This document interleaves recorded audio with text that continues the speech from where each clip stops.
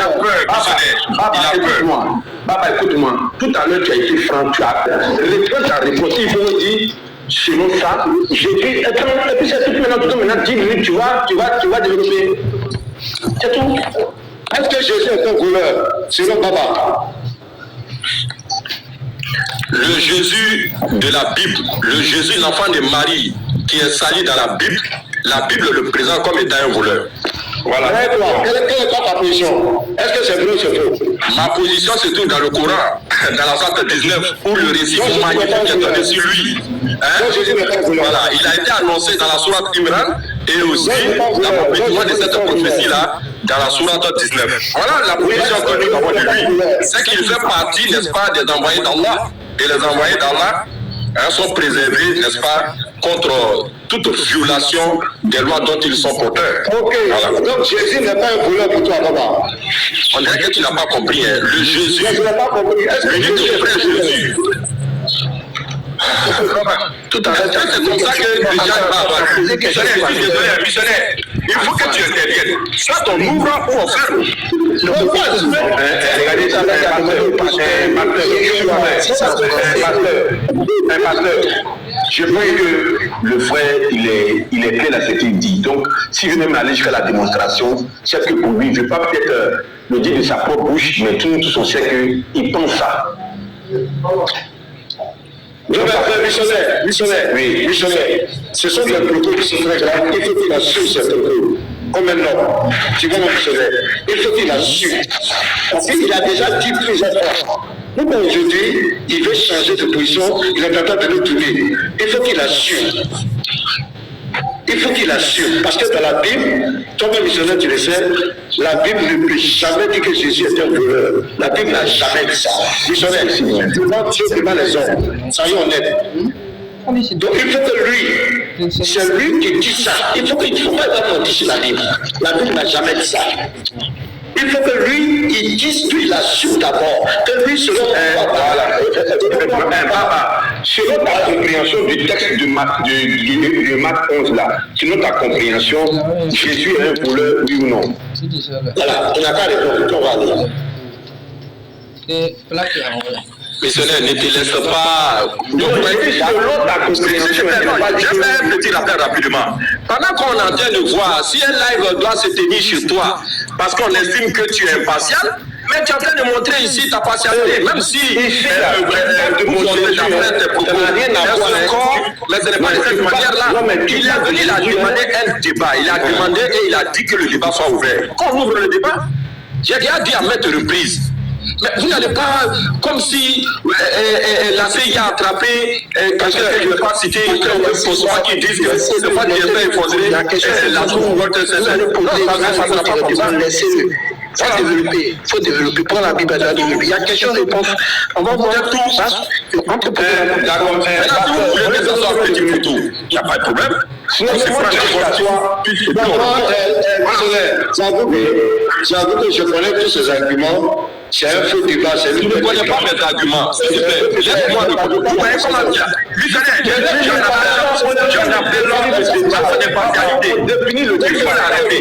Il faut l'arrêter. Tu vas parler franchement. Tu vas j'ai dit, je connais tous ces arguments inutiles, c'est pour nous perdre de temps ici. Voilà. Maintenant, si vous voulez écouter, lui, c'est. Mais pasteur, il y a des personnes aussi qui sont sur le panel, qui ont bien envie, peut-être que. Qui préfère ça. Voilà. Si tu n'as pas 10 minutes, donc, Baba, tu as 10 minutes, c'est bon? 10 minutes est trop, il va nous faire venir ici. 10 minutes est trop. Tu vas non, faut le laisser.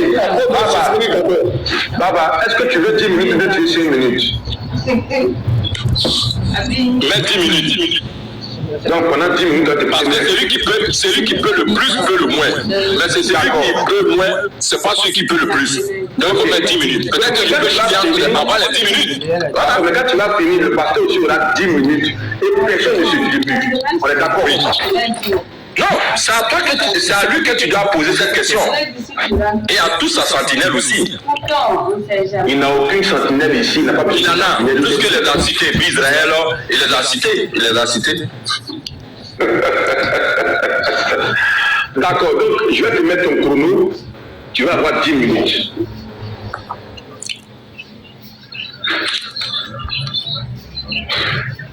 Ok, j'attends. Ok, on y va. Ok, alhamdulillah, alhamdulillah, alhamdulillah. Oui, ça fait de nombreux panels.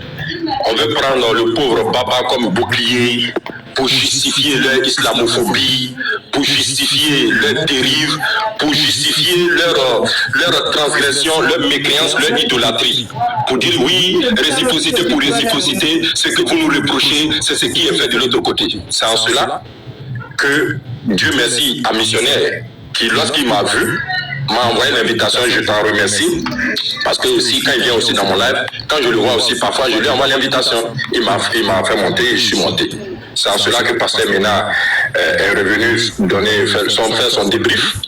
Et il dit, comme l'opportunité ne lui a pas été donnée sur son propre live, de pouvoir s'affirmer où des décisions sont prises et il est marginalisé, alors il profite de cette lucarne-là pour venir régler des comptes avec moi et on veut me faire porter un chapeau que je n'ai jamais porté, que je ne porterai jamais. C'est ça qui est la vérité. C'est que présenter Baba comme un négateur, il dit c'est mal de connaître. Et donc, il se promène sur tous les panels, nous détenons des enregistrements, Baba en train de dire ici que l'enfant de Marie est un voleur. Moi, c'est que c'est mal de me connaître. Je ne dirai jamais ce genre de propos-là, parce que ma foi d'ailleurs m'en interdit. Et notre Créateur est très clair, c'est qu'il fait partie des messagers véridiques du Créateur des cieux et de la terre. Et parce qu'il était porteur de ce message-là, alors certains ont monté des complots contre lui. Et c'est ainsi que, dans le livre, ils se sont réjouis de leur complot et pour dire que oui, nous avons réussi et que nous sommes allés au bout, le voilà, et nous l'avons pendu au bois. Et certains croient à ça.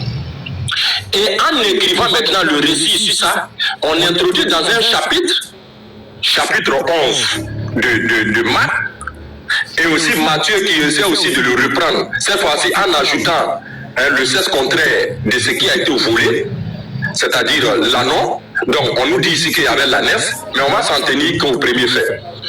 Alors je disais qu'avant qu'on en arrive à la conclusion, il faut définir d'abord une notion clé. Qu'est-ce que c'est que le vol? Une fois qu'on a compris ça, c'est en cela qu'on viendra faire maintenant la confrontation. Donc nous appelons ça le principe. Le principe, c'est que le vol, c'est la soustraction frauduleuse du bien appartenant à autrui. Je répète, parce que j'ai vu Israël dans ses propos, oui, je peux prendre quelque chose d'un ami, est-ce que c'est ça qu'on appelle le vol? Non, tu as mal compris la définition. La soustraction, ça fait un. De quelle manière? Licite ou illicite? Illicite de manière frauduleuse. Donc ce sont ces deux conditions cumulatives là qui aboutissent à la conclusion suivant laquelle le vol est commis ou consommé. Donc c'est ça. Donc je répète, le vol c'est la soustraction frauduleuse du bien appartenant à autrui. Et Jésus, prenant la parole, il faut qu'on lui donne la parole. Notamment dans Matthieu chapitre 6, le verset 19 au verset 21. Donc je m'en vais lire là-bas rapidement. Matthieu chapitre 6, le verset 19 au verset 21. Alors, qu'est-ce qu'il a dit là-bas? Il dit, ne vous amassez pas des trésors sur la terre, où la teigne et la rouille détruisent, et où le voleur perce et dérobe. Mais amassez-vous des trésors dans le ciel, où la teigne et la rouille ne détruisent pas, où les voleurs ne percent ni ne dérobent.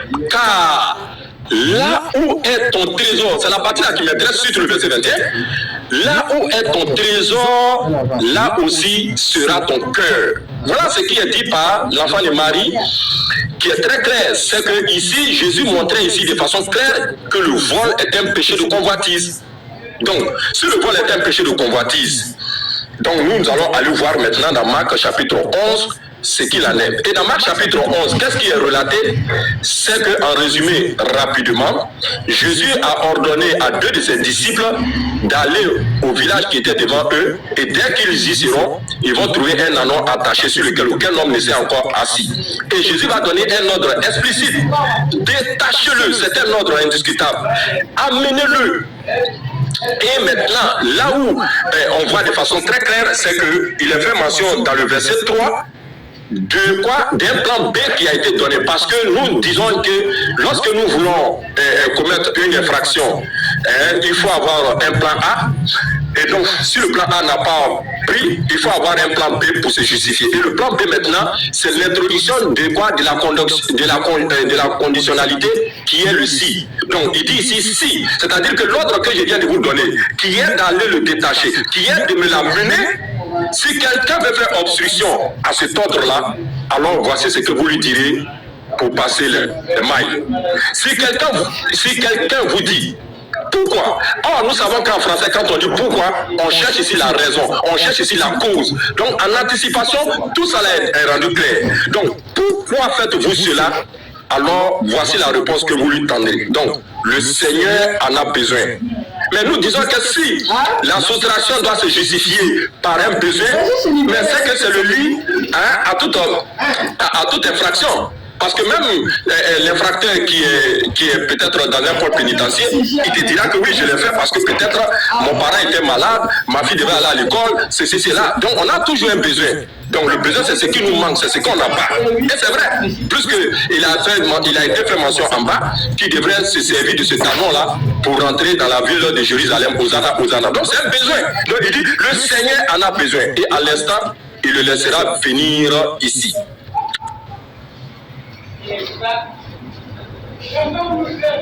Donc les disciples étant allés trouver l'anneau attaché exactement dehors près d'une porte au contour du chemin, ils le détachèrent parce que l'ordre a été donné de le détacher. Donc le narrateur nous dit ici qu'effectivement les disciples ont mis en application cet ordre-là, ça fait premier. Et ce que Jésus craignait va se réaliser. C'est-à-dire que si quelqu'un vous dit, donc on a vu ici que quelques-uns de ceux qui étaient là, quelques-uns, en français c'est clair là, quand je peux habiter un immeuble, pendant que je ne suis pas là, quelqu'un vient derrière nous, et puis il dit bon, je viens de la part de ceci, mais mon voisin, s'il voit que depuis que je suis ici, je n'ai jamais vu cet homme-là défiler devant la porte de Baba, mais je vais lui poser tout bonnement la question, que faites-vous là, à cette heure-là? Que faites-vous là? Et il va me répondre. Donc c'est en cela maintenant que la question a été posée. Donc ils disent, les badauds qui étaient là, que faites-vous? Que faites-vous? Donc quand on demande ici, que faites-vous? On cherche ici clairement la justification de leur action. Et ils ne se sont pas arrêtés là. Ils ont introduit maintenant la question que Jésus avait prédit. Pourquoi détachez-vous ce talon? C'est là que les disciples vont répondre avec l'argument B qui leur avait été donné. Donc ils répondent tout gentiment comme quoi. Et ça a été dit ici, le verset 6. Il répondit comme Jésus l'avait dit. Comme. Donc ils n'ont rien ajouté, ils n'ont rien enlevé.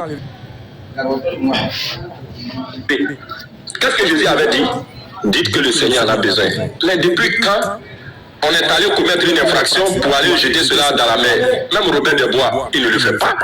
Donc ici, clairement, une fois qu'on a vu les faits, ça sont les faits. Donc je rappelle encore rapidement, on a exposé ici les faits, mais les faits ont été précédés par quoi? Par le principe. Je suis en train de me résumer comme ça. Donc on vient de rappeler les faits. Les faits ont été précédés par la notion de la définition du vol, comme étant l'association frauduleuse du bien appartenant au autrui. Nous voyons que oui, dans les faits, ce qui a été pris, ce qui a été dérobé, n'appartenait nullement à Jésus. Ce qui a été pris ne lui appartenait pas. Et d'ailleurs, il y a eu même des témoins quant à la commission de ces faits-là. Ils ont même posé la question et ils ont donné les justificatifs. Maintenant, la question de savoir si en anticipation, on me dit, oui, mais si c'était un vol, pourquoi ils l'ont laissé partir? Oui, ils l'ont laissé partir parce que on a vu dans d'autres passages, comme le temps ne m'est pas largement suffisant, on a vu dans d'autres passages que lorsque les disciples de Jésus traversaient un champ de pie, la même scène s'est produite. Et les gens ont été dans l'incapacité, n'est-ce pas, de porter ces faits-là à la connaissance de ceux-là qui devaient punir les faits. Autre fait encore, c'est que lors de l'arrestation de Jésus, oui, on a vu que Jésus était armé. Ça, c'est la Bible qui le dit. Voilà pourquoi, lors de son arrestation, Judas est venu avec toute une cohorte. En français, quand on dit cohorte, c'est toute une infanterie. Et donc, pour l'arrêter. Mais c'est parce qu'il était armé. Donc, voyant cela, les gens n'ont pas voulu faire d'opposition. Comme vous le dites, il n'y a pas de problème, vous pouvez partir avec. Parce que nous connaissons déjà celui qui vous a envoyé. C'est ce que la Bible nous laisse croire. Nous savons déjà qui vous a envoyé. Cet homme, il est à la tête selon la Bible. Parce que Judas le dit au Sanhédrin, avant son arrestation, pour dire que faites attention, ça ne sera pas 2 hommes, 3 hommes qui pourront l'arrêter. Il faut toute une cohorte. Donc, ayant dit cela, ils l'ont laissé partir. Donc nous disons que c'est malheureux d'avoir présenté l'enfant de Marie sur ce temps-là et nous disons qu'il n'est nullement coupable et donc je porte ici la touche de son avocat pour plaider non coupable. Ce sont des faits qui ne se sont jamais produits parce que c'est clair que l'anneau ne lui appartenait pas. Or si ce qui ne t'appartient pas, jusqu'à tu vois pour le soustraire, ça devient quoi? La soustraction frauduleuse du bien appartenant à autrui. Et les preuves sont très claires, l'anneau est attaché devant près d'une porte. C'est pas la porte de Jésus. Merci. Ok. Ben, vraiment. Michel, je t'ai dit, Michel, je t'ai pas arrêté. Non, vraiment, je suis dépassé, mais bon, comme c'est un débat.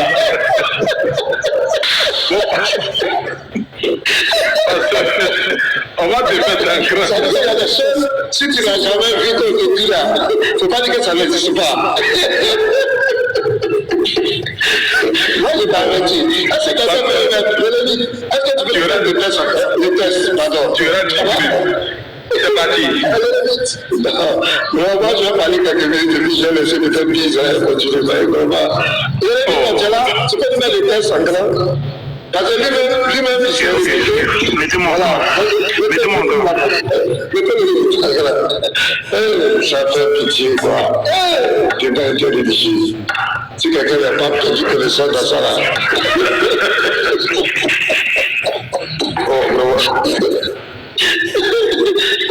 Et je dois que tu es ça va pas. Ok, on va avancer. Regardez les tests. Voilà le test que là, que Papa prend pour dire que Jésus est un voleur. On va juste, nous les chrétiens, nous ne sommes pas des fanatiques, on va tous analyser ensemble et puis vous allez voir, ça fait pitié. D'abord, ce que Papa ne sait pas, depuis Zacharie même, il y a une prophétie qui dit que cette action devait s'accomplir. Donc c'était prophétisé déjà en l'Éternel, avant même que l'action ne se produise. Tu peux mettre Zacharie même, on va lire ça pour faire comprendre à Papa. La quand on va étudier, c'est pathétique. Voilà, Zacharie 9.9. Voilà, tu peux lire ça. Sois transporté dans les grandes filles de Sion, tous des cris de joie, filles de Jérusalem. Voici, ton roi vient à toi. Il est juste et victorieux. Dans la Bible dit que Jésus est juste, il est victorieux. Il est humble, il est monté sur un âne, le petit d'une ânesse. Tu as vu, papa? Donc ça, avant même que le Messie vienne directement sur la terre, c'était prophétisé par l'Éternel. Alléluia. Donc je sais que tu ne savais pas ça. Donc maintenant, revenons au test. Bon, tu vas nous prendre Colossiens 1, verset 15 à 16. Selon la Bible même, la Bible dont tu parles, la Bible dit que tout a été créé par Jésus et pour lui. C'est-à-dire tout a été créé par lui et pour lui. Les anneaux là font partie de ça, ça veut dire quoi? Car en lui ont été créées toutes les choses qui sont dans les cieux, sur la terre, les visibles et les invisibles, toute dignité, domination, autorité, tout a été créé par lui et pour lui.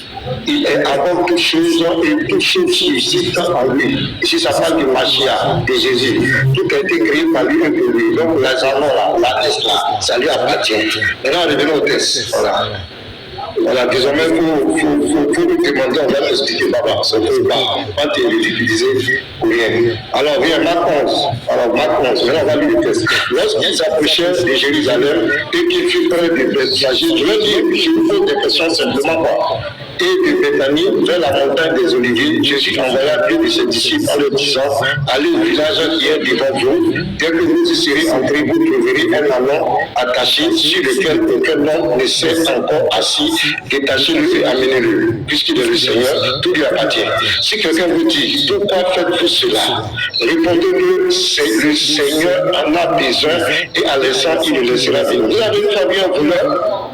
tu vas voler de la chose de quelqu'un, et puis on dit voleur, et puis ça reste, il dit non, j'en ai besoin. Voilà, donc calmez-vous, et puis les gens se calment. Un voleur qui dit, si quelqu'un vous dit, pourquoi vous le prenez, dites-lui que le Seigneur en a besoin. Un voleur qui informe les gens, qui essaie de... C'est quand même extraordinaire. On continue au verset 4. Et écoutez, il dit, les disciples étant allés trouver l'anneau attaché dehors près d'une porte au contour du chemin et ils le détachaient. Quelques-uns de ceux qui étaient là leur disent, que faites-vous? Pourquoi détachez-vous cet anneau? Il répondit comme Jésus l'avait dit et on les laissa aller. Donc ici, les propriétaires de l'anneau donnent l'approbation parce qu'ils ont leur expliqué que c'est le Seigneur, le propriétaire qui en a besoin. Ils sont d'accord. Donc quelqu'un qu'on a volé, il dit, bon, je suis d'accord, vous pouvez prendre ma chose. Donc papa, ça n'a vraiment pas de sens quoi, ton argument. La Bible n'a jamais dit. La Bible ici est en train de montrer la suprématie de Jésus. Et la Bible est en train de montrer qu'il est le Seigneur, qu'il est au-dessus. C'est ce que la Bible est en train de te dire, mais toi tu vas dans ta tête comme Jésus a volé. Voilà. Donc ici, on a les propriétaires. Il est répondit comme Jésus l'avait dit, et on a laissé aller sur demander au propriétaire, est-ce que Jésus a volé ou pas? On a dit non. Ses disciples ont pris. On leur a demandé pourquoi vous prenez. Ils ont dit que c'est le Seigneur qui en a besoin. Donc on a laissé notre savoir. Est-ce que Jésus est un voleur? Ces gens vont te dire qu'il n'est pas un voleur. Il n'est pas un voleur. Ils amenaient à Jésus l'anneau sur lequel ils jetaient leurs vêtements et Jésus s'assit dessus. Beaucoup de gens étendirent leurs vêtements pour accomplir la prophétie sur le chemin parce que ton roi arrive, ça doit s'accomplir. Et d'autres des branches qui coupaient dans le champ. Ceux qui précédaient et ceux qui suivaient, Jésus criait Hosanna, béni soit celui qui vient au nom du Seigneur. Non, là-bas, c'est béni soit le voleur. Mais ici, la Bible dit Hosanna, béni soit celui qui vient au nom du Seigneur, béni soit le règne, béni soit le règne qui vient, le règne de David, notre Père, Hosanna dans les lieux très hauts. Non, papa, c'est Hosanna le voleur. Jésus entra à Jérusalem dans le temple, quand il eut tout considéré comment il était déjà tard, il s'en alla à Béthanie avec les 12. Donc ici, le texte est clair, un voleur ne se comporte pas comme cela.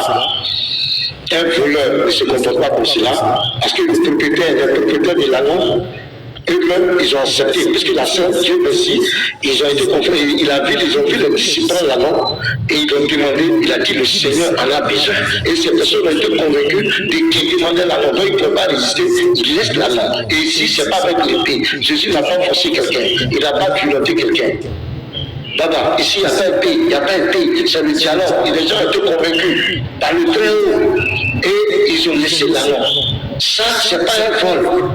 Je ne sais pas de quel tribunal tu vas envoyer ce dossier et puis on va te dire que Jésus a volé. Donc d'abord ça a été prophétisé. Selon la même Bible dont tu parles, tout a été créé par Jésus et pour Jésus. Tout a été créé par lui et pour lui, selon la même Bible. Donc l'anneau là, c'est pour lui. Voilà, donc si quelqu'un dit, voilà, vas-y, il reste 3 minutes encore.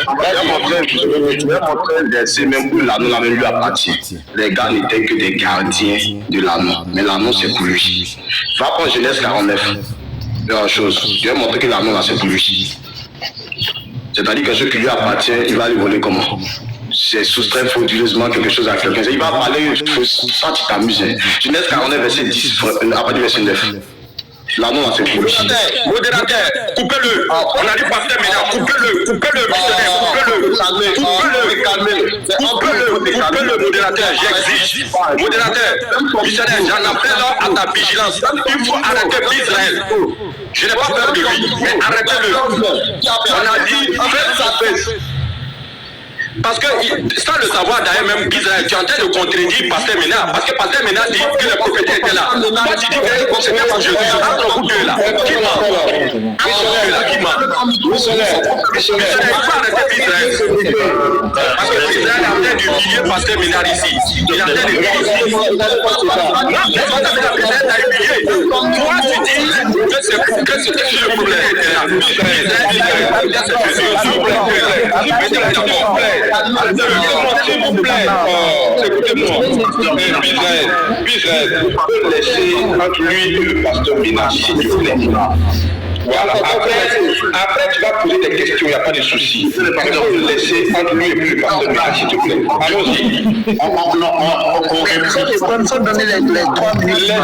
Laissez le pasteur terminer, s'il vous plaît. Non. C'est le pasteur qui a autorisé que les gens parlent dans son temps. S'il vous plaît, laissez le pasteur parler. Oui, le missionnaire a dit juste qu'il faut donner les 3 minutes du pasteur. Baba est venu interrompre le pasteur. Donc, il faut lui donner. Non, parce que Israël a parlé que le Baba a parlé de lui. La logique est simple, on redonne encore les 3 minutes au pasteur Mika. Merci. Non, je suis désolé. Parce que normalement, ça fait dire. Oui, on y va. Pasteur peut parler au début. Voilà, donc on est 3 minutes. Laissez le pasteur parler, s'il vous plaît. Voilà. Pour vous inquiéter du débat, on s'était pas entendu que l'Israël ne devait pas parler. Sérieusement. Moi, je n'avais pas perçu la chose comme cela. Pour moi, c'était un échange. Lui, il allait dire pourquoi Jésus est voleur, et puis les chrétiens allaient se prononcer. Peut-être, terminal même avait dit qu'on va te poser des questions. Je ne savais pas que c'était un truc de lui, moi, face à face, mais elles sont toutes brutales. Est-ce qu'on s'est convenu sur ça? Honnêtement, missionnaire. Honnêtement, est-ce qu'on s'est convenu sur ça?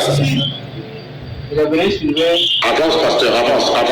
Moi, je veux que le missionnaire me réponde, parce que celui qui dit que le temps ne sera pas restitué, reste à ce moment. Le sujet restitue les 3 minutes, c'est important. C'est ça, le soit qu'il fasse, restitue les 3 minutes. Mais lui-même, on dirait qu'il s'est déplacé. Missionnaire. Bon, là il est 12h14, on te donne encore 3 minutes à 12h17, je vais te signaler. Merci. Ok. Donc ici, Baba dit que les gens ont l'impression de faire. Il y a un nouveau modérateur maintenant. Mais Baba n'est pas là. S'il vous plaît, écoutez-moi. S'il vous plaît, écoutez-moi. Pasteur, Baba a demandé à échanger avec toi particulièrement. Il a dit, laissez-moi avec le pasteur. Et puis nous, on vous a laissé, on vous a dit, bon, lui il parle 10 minutes, toi tu parles 10 minutes. Maintenant, quand les 10 minutes vont finir, on va vous demander, vous deux, si vous voulez l'intervention des autres qui sont à côté. Je vous permets de parler. Moi, je pense qu'il y a pas de voilà. Donc, comme on a pris un peu de ton temps, je vais te mettre peut-être... Baba, si tu le permets, on va mettre 3 minutes au pasteur, on est d'accord? Et puis, missionnaire, par rapport même au temps, je crois que ce qui avait été clair, vous avez dit 5 minutes ou 10 minutes. Et puis, vous avez dit, est-ce que s'il n'a pas fini ces 10 minutes, après 7 minutes, il a fini, c'est fini. Pasteur, non, écoute-moi. C'est celui qui va dire, non, il a fait trop. Tu as vu, non? C'est pas fini, j'aurais droit à une réponse. Et après ça, droit de réponse. Parce que c'est moi qui ai débuté. Oh, mais c'est pas la peine. Et deux, le pasteur, s'il a fait ces 7 minutes, c'est à lui de dire au modérateur, moi j'ai fini, je ne veux plus continuer, je laisse mon temps. Lui, il pensait, le pasteur était de bonne foi, lui pensait qu'il pouvait donner son temps à son frère.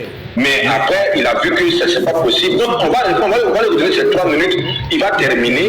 Et puis maintenant, Baba va nous répondre, s'il vous plaît. On est d'accord? C'est clair, on va aller.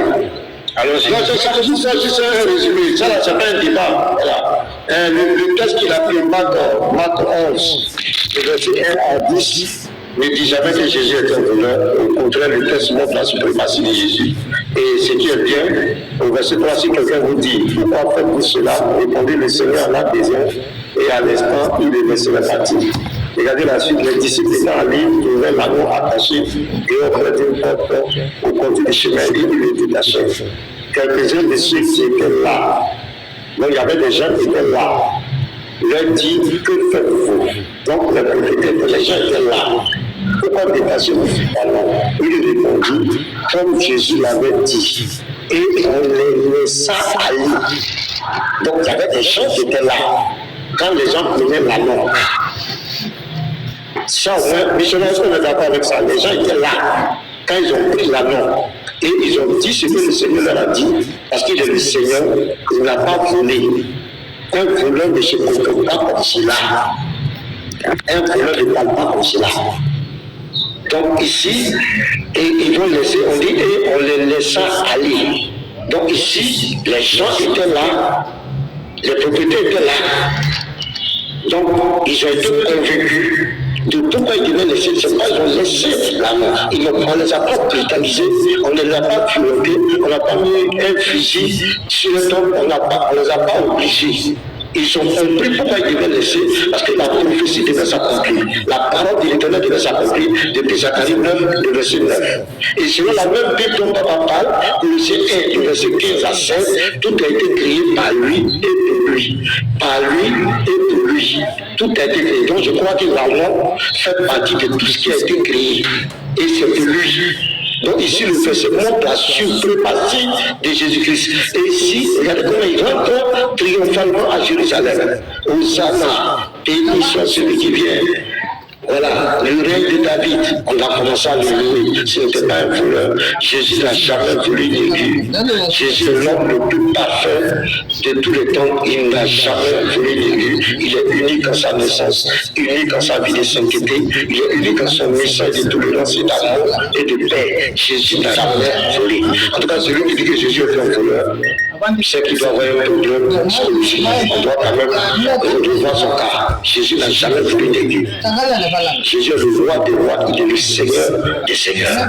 La Bible ne l'a jamais dit que papa aille chercher sa Bible dans laquelle il dit que Jésus est un voleur. Donc je m'arrête là. Merci.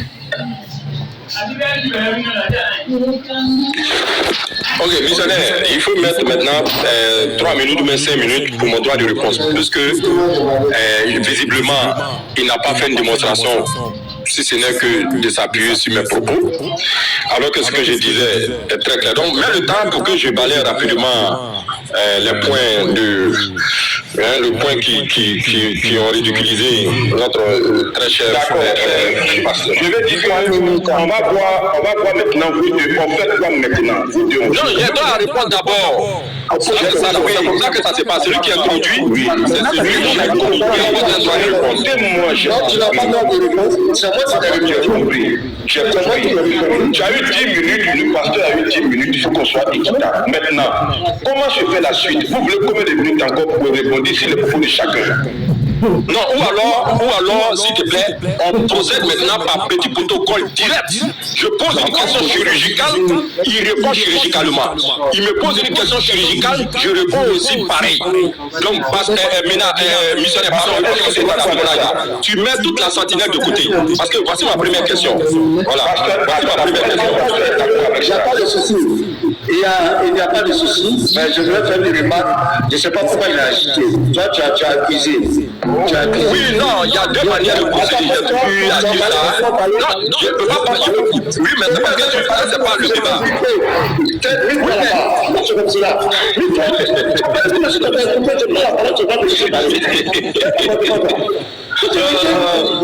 Parce que voilà, c'est quand même le bon sens, c'est quand même la bonne manière de vivre. Tu as parlé de l'autre. Quand tu prends la parole, tu veux le plus. Pourquoi? Ça veut dire que tu n'es pas dans la vérité. Quand on a la vérité, là, on reste calme. J'ai dit, il a donné l'accusation que Jésus est un voleur. Vous avez vu cela. Devant tous les chrétiens, c'est faux. Je veux te le déconstruire. Pourquoi il a acheté maintenant? Il veut quoi? Maintenant, qu'est-ce que tu veux maintenant? On t'écoute, qu'est-ce que tu veux? Tu proposes quoi? Papa, tu veux quoi? je vais te prendre par tes cols. Ça veut dire quoi? Petit poteau direct, je pose une question, le missionnaire est là, la sentinelle n'intervient toujours pas. Quand tu parles de sentinelle pour toi-même, toi tu as quel niveau? La preuve, Israël et moi, missionnaire, c'est pourquoi Israël est débuté. Parce que un pasteur maintenant vient de dire ici qu'en réalité l'anneau avait un propriétaire. Or, ma question justement sera basée sur ça. En anticipation, Israël prend la parole pour dire non, pasteur maintenant, tu as commis du rêve, tu passes sur ce postulat-là, on va te poser quelques mais s'il te plaît, Papa Conseil, vous deux, vous voulez quoi? Qu'est-ce que vous voulez? Il dit, on va te je le prends par tes cols. Il a dit qu'il n'a pas dépassé, mais il a dit que allons doucement, parce que chacun va dire un mot dessus. On t'écoute. Mais moi, je vais parler immédiatement de ça. Donc déjà, il me pose une question, il me laisse le temps de répondre. Moi, je lui pose la question, et puis il répond, on s'en va. C'est fini? Ok. Qui commence les questions? comme il est C'est moi qui commence mes questions, puisqu'il venait de chuter. D'accord, ok.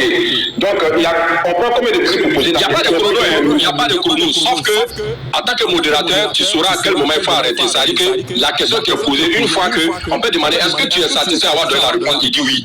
On enlève le chrono, c'est ça, ça fait petit poteau, il le prend par ses cols. Donc, non.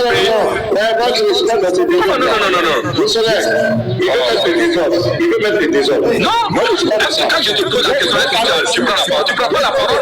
Quand tu réponds aussi, est-ce que je vais intervenir? Je n'interviens pas. Je n'ai pas dit que je vais intervenir pendant que tu as donné ta réponse. C'est pas ce que j'ai dit. Je vais donner mon avis à missionnaire, s'il te plaît. Déjà, regarde, missionnaire, regarde ça. C'est le désordre qu'il faut mettre. Vous voulez la vérité ou bien pas? La vérité, tu poses ta question, laisse-toi s'exprimer. Pourquoi tu dis que forcément lui il a dit, est-ce que je suis satisfait, ou je suis pas satisfait? Tu poses ta question. La question qu'il faut doit être chronométrée. Ok, donnons 3 minutes pour les questions. 1 minute pour les questions, 3 minutes pour la réponse, 2 minutes pour répondre.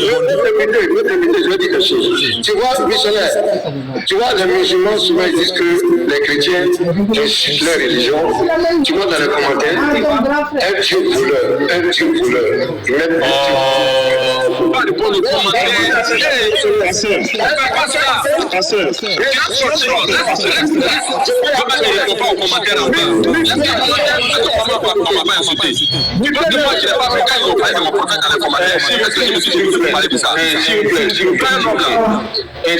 S'il vous plaît. Laisse le pasteur va terminer, tu lui donnes la parole. Toi, si tu as ton mot, tu m'en s'il y a des chanteurs, il est chanteur, allons-y.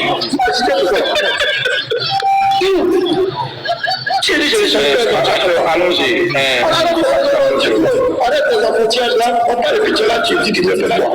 Il se dit, j'ai appris dans la personne missionnaire. C'est chaque fois souvent, il donne ses pièces. Quand on est en train d'échanger, Baba n'a pas été capable de nous dire que Jésus est un voleur. Ils mettent à côté un Dieu voleur, un Dieu gentil, ton attention. C'est comme ça que quand les chrétiens réagissent, ils viennent pleurer. Tu comprends, non? C'est comme ça qu'ils font. J'ai coupé les commentaires. J'ai coupé les commentaires que pas pu, voilà. J'ai coupé le commentaire, mais pour ne même pas qu'il y ait des paroles déplacées. Donc, on fait comment? On démarre? Il pose sa question, 1 minute pour poser. Moi, j'ai 2 minutes pour répondre. Si vous voulez répondre 1 minute, on va aller comme cela. D'accord. Allons-y. Baba, tu as 1 minute pour poser ta question. On y va. 25 à 26 minutes. Ok, rapidement. Alors, il a donné la prophétie concernant Zacharie chapitre 9, le verset 9, qui dit clairement, voici ton roi vient à toi, il est juste et victorieux, humble et monté sur un âne, monté sur un âne, le petit d'une ânesse. C'est ce que la prophétie dit. Et lorsque nous prenons Marc nous dit que oui, l'ânon a été soustrait. Sauf que Matthieu, reprenant, il dit non que l'ânesse. Donc, pasteur Ménard, entre les deux là, lequel est conforme ou qui est conforme à cette prophétie là? Lequel est faux? Qui est faux? Voilà ma question. Pour donner des versions, on va les lire. Zacharie chapitre 9, le verset 9. Ce sont tes prophéties. Tu as dit que la prophétie là concerne Jésus. Or la prophétie dit, voici ton roi vient à toi. Il est juste victorieux, humble et monté sur un âne. Donc Jésus est assis sur un âne. Sur un ânon. Et le petit d'une ânesse. Donc dans Marc chapitre 11, on a vu que c'est l'ânon qui a été soustrait. Et c'est sur cet ânon là que Jésus est monté. Et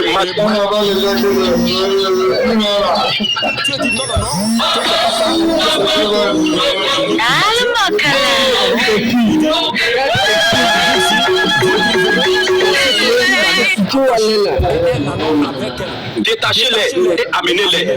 Donc Matthieu dit ici qu'il y avait l'ânesse, que c'était les deux là. Alors que la prophétie dit que Jésus doit monter sur un ânon, le petit d'une ânesse. Est-ce qu'on se comprend? Oui, j'ai bien compris. Maintenant, quel est ton problème? Voilà. Ok. Je dis que la prophétie est très claire. Parce qu'on dit, oh, ceci arriva afin que fût accompli ce qui a été déclaré par le moyen du prophète disant, dis à la fille de Sion, voici ton roi vient, ainsi de suite. Ce qui porte sur le jour, les disciples s'en état. Allez, ok. Je dis, et tu as bien compris ma question. Tu vois que tu en as me retardé. Ma question là, Marc dit que Jésus était assis sur un ânon. Matthieu dit que Jésus, je vais lire la partie, il dit Jésus allait détacher. Matthieu combien? Matthieu chapitre 21. Oui, Matthieu combien? À partir du verset 2, l'ordre est manifestement clair. Est-ce que vous voyez? Ok, mais je vois même pas de contradiction dans ce que tu dis. Je ne pas compris. Je dis, écoutez-nous, s'il te plaît. Voici ma question. Je dis, on va dire les versets, on va dire les versets. L'ennemi, tu mets en grand. On a compris. Mettez en grand. L'ennemi, tu mets les versets. Vous voyez bien, à chaque fois, il revient à la réalité. Quand je disais que pas de timing là, voilà ça. Non, mais quand je dis la vérité, tu t'agitais. Non, je disais que pas de timing. Tu dis, bon, il y a fini, tu n'as même pas compris. Tu as bien de poser ta question. Là, c'est lui qui m'a dit de donner les versets et qu'on lise. On a compris. Mais faites écouter. Mets Zacharie 9. Lisons Zacharie 9. Je vais mettre Zacharie 9 là. Voilà, on dit quoi? Il est humblant et monté sur un âne le petit d'une ânesse. Donc ici, la prophétie dit qu'il sera monté sur un anon, le petit d'une ânesse. C'est clair, on n'a pas de problème. Prends une chose, Matthieu 21, le verset 5. Mais Matthieu 21, verset 5. Oui, dites à la fille de Sion, voici ton roi vient à toi, de douceur, et monter sur un anon, le petit d'une ânesse. Ça fait quoi? Il est monté sur quoi? Sur un anon encore. Va maintenant, Marc 11. Allons dans Marc 11 là.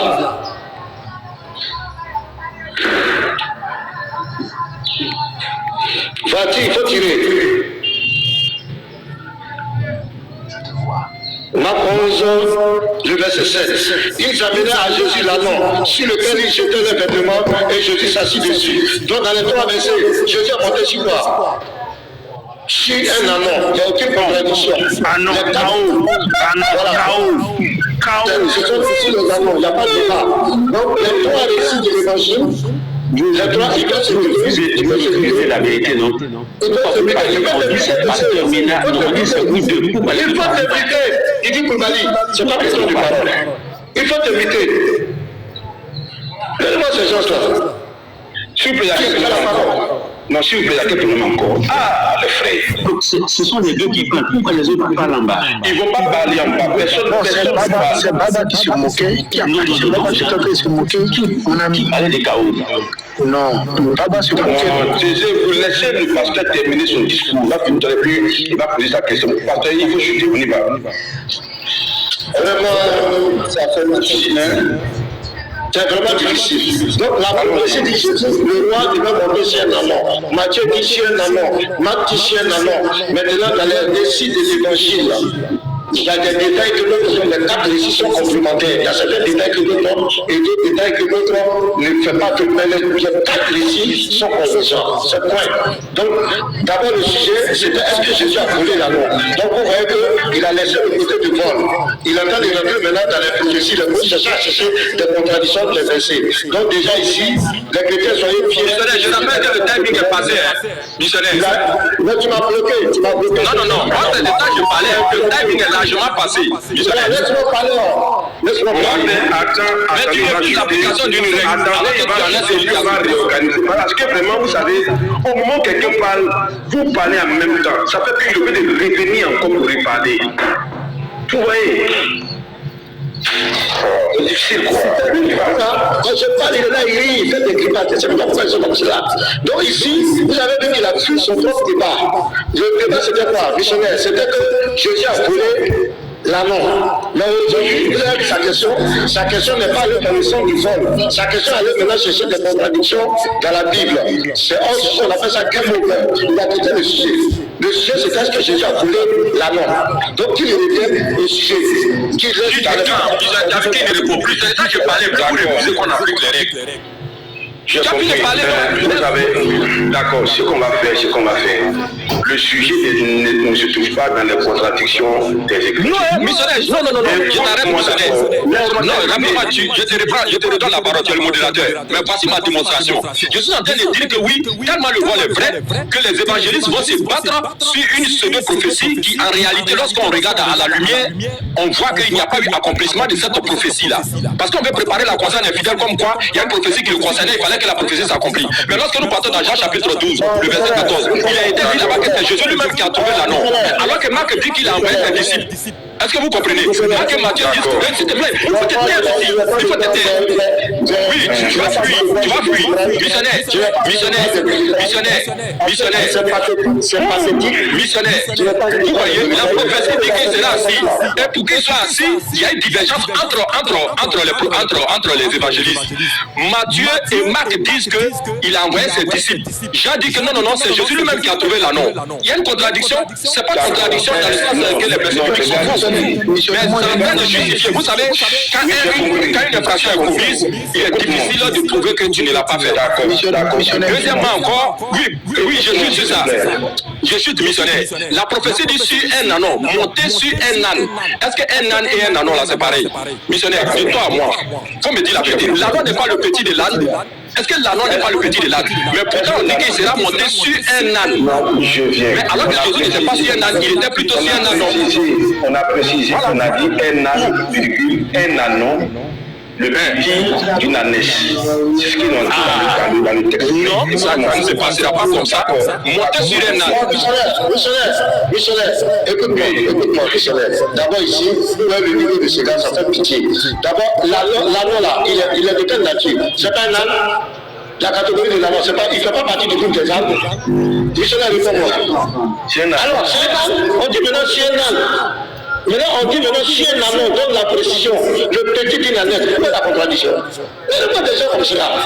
Mais le verset, Matthieu 21, verset 5. Mais ça, on va lire. Matthieu 21, verset 5. Non, mais c'est difficile. Donnez-moi des mots comme cela. Jean dit que c'est Jésus qui a trouvé l'anneau. Les évangélistes disent qu'il a envoyé ses disciples. En fait, on va parler là. On va de tout seul. Monter sur un arbre.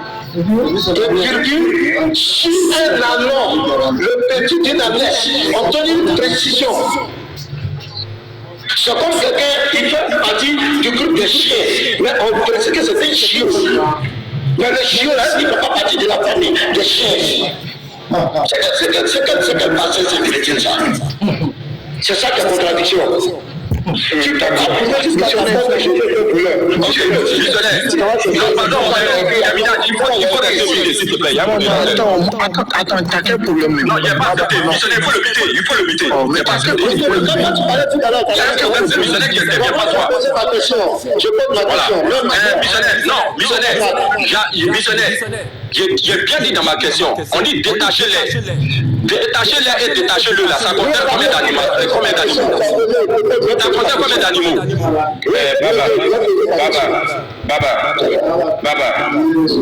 Baba, s'il te plaît, écoute-moi. Tu as posé ta question. Il a répondu selon ses connaissances. Comme tu dis aux gens, la réponse de quelqu'un peut ne pas te plaire, mais c'est sa réponse. Après, tu vas revenir sur ce point-là. Donc, on va le laisser, il va poser sa question aussi. Mais il faut payer, il ne faut pas la sentinelle va se débuter. Ok, avant que la parle, je prie tous ceux qui sont à côté. On m'a demandé même de faire descendre tout le monde, même plus que papa et puis le pasteur. Mais les frères, s'il vous plaît, soyez patients, calmez-vous, vous aurez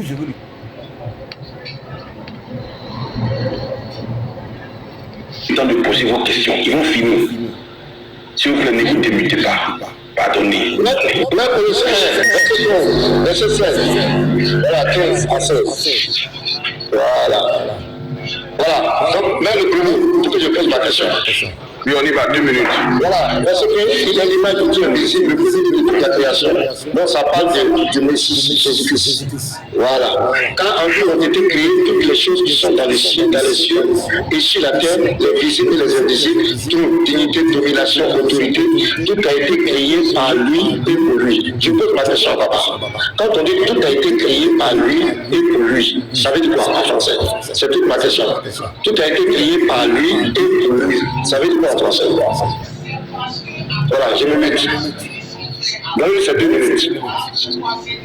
Ok, Baba, il est 37, on y va, 39.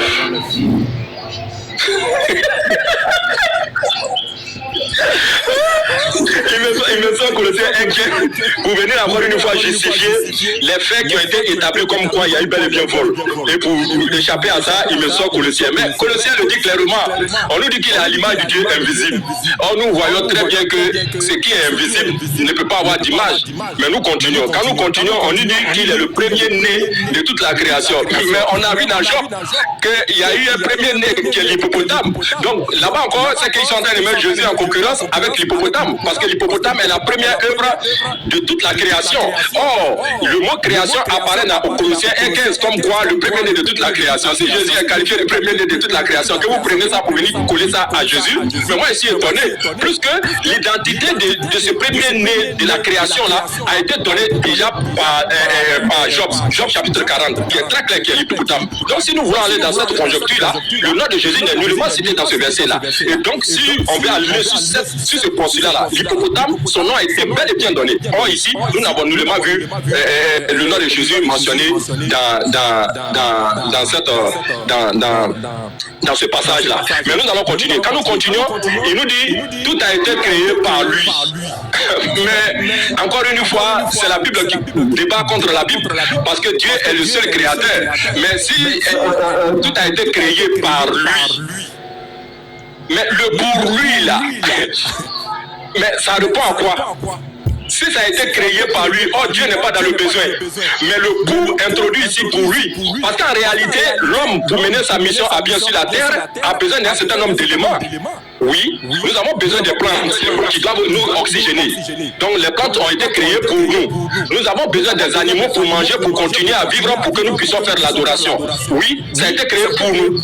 Mais venir dire que oui, par lui, alors nous voyons que ça ne fait que confirmer ce que nous avons toujours dit. C'est que la Bible débat avec elle-même. Si vous voulez prendre ce passage-là clairement pour dire que c'est Jésus, mais en réalité le passage est en train de dire clairement que c'est Dieu qui est le créateur et tout ce qu'il a créé pour que, encore une fois, comme il nous a rappelé dans le verset du Coran, je n'ai créé les djinns et les hommes pour qu'ils m'adorent. Et pour que cela soit possible, il faut que ce qui est créé soit là pour nous servir. Merci.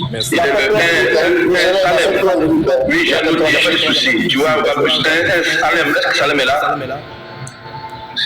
Missionnaire, ma motion, je suis là. Les commentaires, s'il te plaît. Non, on va je suis là. Tu veux que tu te donnes des commentaires, s'il te plaît. On va aller en bas. Oui, Salem, tu vas prendre la modulation, mais je vais faire quelque chose là. Lévite ne devait pas participer au débat. Lévite ne devait pas participer au débat. Lévite ne participe au débat, c'est pas normal. Il participe pas. Non, qu'est-ce qu'il montre? Le Lévi. Qu'est-ce qu'il montre là? Mais quand tu signales quelque chose, tu laisses même plus on essaie de régler. Voilà, Lévi, pardon, il faut fermer ta caméra pour l'instant. Pardon. Lévi, ferme la caméra, s'il te plaît. Voilà. Ton commentaire, nous, on va arriver. J'ai compris. Dans le chat de Salem, tu vas donner 2-3 minutes au pasteur, il va répondre sur ce que... Non, missionnaire motion, faut pas débloquer le commentaire, faut pas débloquer. Pourquoi? Parce que regarde, je t'affiche un commentaire, regarde. Non, ne débloque pas les commentaires. Non, regarde un commentaire. C'est Moubarak. Le pasteur est très nul, sérieux. Il n'a pas le niveau. Ce Dieu envoûté. Mais vraiment... On n'a pas de non, je dois signaler. Je dois signaler. C'est un commentaire irrespectueux. Pourquoi tu le dis? Missionnaire, je peux te montrer un autre commentaire aussi. J'ai compris. Il y en a pas. On coupe les commentaires, c'est bon comme ça. Laissons les commentaires. Pasteur, tu as 3 minutes. Le Salem, dès que le pasteur finit, voilà, tu vas. C'est à part maintenant de poser sa question. 1 minute pour poser 3 minutes. Pasteur, je vous donne 3 minutes. Il est midi 41 chez moi. À 44, je vous prends la parole. Merci. Vous pouvez voir l'ignorance de Baba. Je suis désolé, il est très ignorant. Il ne sait même pas le mot premier-né. Il ne sait même pas de quoi ça parle. Je ne peux pas répondre, missionnaire. Quand moi j'ai voulu faire, on n'a pas laissé que je répondisse. Baba, s'il te plaît. Baba, s'il te plaît. Vous pensez que je ne suis pas vigilant? Réciprocité pour réciprocité. Je voulais répondre. Je dis, je vais nettoyer ces choses. Vous pensez que je n'en ai rien à dire?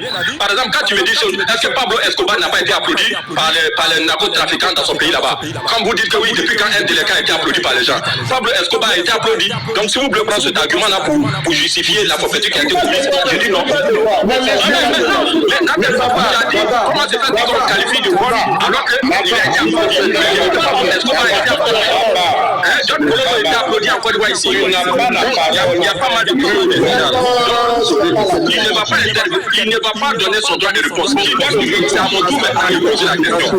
Arrêtez ce débat sur les des villages, soit dit des gens, et puis vous laissez passer là. C'est bon. Parce que le débat là, où ça va là, papa, tu veux pas qu'on puisse échanger réellement, moi je sais pas. J'ai voulu répondre. Vous m'avez dit qu'il faut parler pour moi, s'il te plaît. Vous avez dit non, qu'on ne répondit pas. Il avait répondu pourquoi? Voilà. On ne répondit pas sur quoi? On ne répondit pas sur quoi? J'ai posé la question premièrement. J'ai voulu répondre. Vous avez dit non. Qui doit poser sa question? Il a posé sa question, j'ai répondu. C'est à moi maintenant de poser ma question. On ne répondit pas, c'est ce qu'on a dit. D'accord, pose ta question. Est-ce que quelqu'un a dit si on ne répondit pas? Oui, ça a été dit. Parce que Il n'a pas parlé. mais je ne m'étonne pas parce que ne regardez pas les paroles de Jésus. Ça ne m'étonne pas, c'est que ne regardez pas les paroles de Jésus. Pasteur Ménard Baba, s'il vous plaît, écoutez. Nous sommes des personnes majeures, les gens nous écoutent, on nous suit. Ayons la maturité. Quand on veut réagir, on réagit comme des adultes. Baba, on vous donne la parole. Posez votre question. Merci. Tous ceux qui n'ont pas encore vu la vidéo du monsieur. Oui, mais ça devient un modérateur bis. Je veux que ça vienne de l'avoir autorisé. Voilà. Non, je lui ai donné la modération parce qu'il fait quelque chose à côté. Ça me dit c'est trop compliqué. Baba, faut laisser Salem là, c'est moi de donner le droit de modérer, s'il te plaît. Non, missionnaire, on a commencé avec toi, il faut qu'on finisse avec toi. Si tu je suis en train de faire quelque chose à l'instant. On va arrêter. On sait que c'est qu'arrêter. Si c'est pas ça, on va continuer. Non, si c'est moi forcément, c'est qu'à On va continuer. On va continuer. Je pose ma question. S'il te plaît, je pose ma question. Dans Jean chapitre 12. Dans Jean chapitre 12, le verset 14, il a été dit là-bas que c'est Jésus qui a trouvé l'anneau. Les Marc et Matthieu disent que c'est Jésus qui a envoyé ses disciples. Entre les deux là, lequel ment concernant le vol, puisqu'on voit qu'ils veulent justifier que Jésus n'a pas volé. Or, on dit que c'est Jésus lui-même qui allait commettre ça. Et les autres évangélistes là disent que ce sont les disciples. Donc, l'association là, on l'impute à qui? Aux disciples ou à Jésus lui-même? Voilà ma question. Baba, tu veux continuer le débat, c'est le pasteur qui ne fait plus le débat. Comment tu fais? Non, il va répondre. C'est une question choc. Il va répondre à ça là. Il ne faut pas t'en faire, Michel. Il va répondre. Est-ce que je dis, l'association là, a-t-elle été faite par Jésus lui-même ou par ses disciples? Voilà ma question. Le vol là, ça a été commis par Jésus lui-même ou par ses disciples? Le pasteur je vais changer dans un cadre respectueux, mais on parle en même temps, on dit tout et n'importe quoi. Lorsque nous parlons, on dit on parle. Moi, je ne suis pas dans ça. Je ne suis pas dans ce genre de débat-là. Moi, je m'en excuse, pasteur. Je m'en excuse. J'ai l'impression que lui, c'est des théories, il ne sait pas qu'est-ce qu'il cherche. Le sujet est là, on dit est-ce que Jésus a volé? Là, non. Il n'a pas été capable de. On lui a donné 10 minutes ici. On l'a tous écouté, il n'a pas été capable de prouver. Il est en train de rester dans des polémiques inutiles. Et puis, on parle en même temps, il met Chico, il met la peuple. Si était moi là, n'allait même parler dans tout ça la même, on allait directement sur le texte. Non, il n'a qu'à répondre à ma question. C'est Jésus lui-même qui a volé l'anneau ou ce sont des disciples qui ont volé l'anneau? Ils sont en train de nous enregistrer pour aller dire que vous avez enregistré. Baba fait exprès. Vous ne connaissez pas Baba?